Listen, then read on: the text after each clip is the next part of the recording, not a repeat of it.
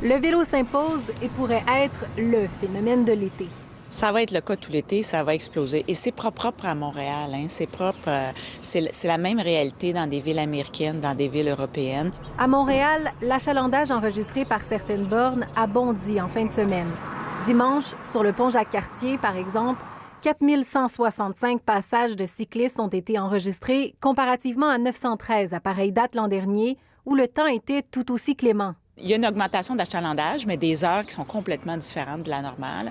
Il y a les nouveaux adeptes et ceux qui renouent avec le sport à cause du contexte COVID. En fait, j'ai arrêté il y a quelques années parce que je trouvais qu'il y avait trop de monde sur les pistes cyclables.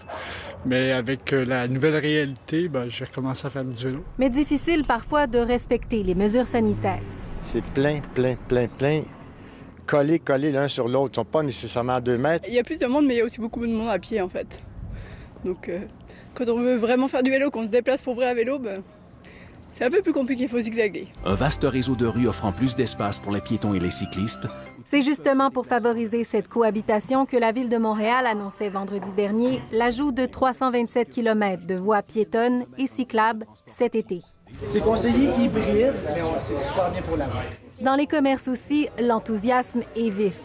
Ça explose les ventes ici, de vélos comme de réparations à l'arrière. C'est extraordinaire, nous on tripe. Samuel Filion estime que les ventes ont doublé par rapport aux années précédentes, si bien qu'il craint une rupture de stock.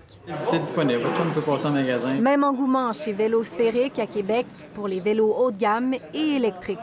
Avec les voyages annulés, le vélo est devenu l'alternative pour plusieurs. Et les gens veulent investir dans leurs nouvelles vacances qui vont être, on reste à la maison et on va faire du vélo et on va faire du camping. Reste à voir si le regain de popularité sera passager.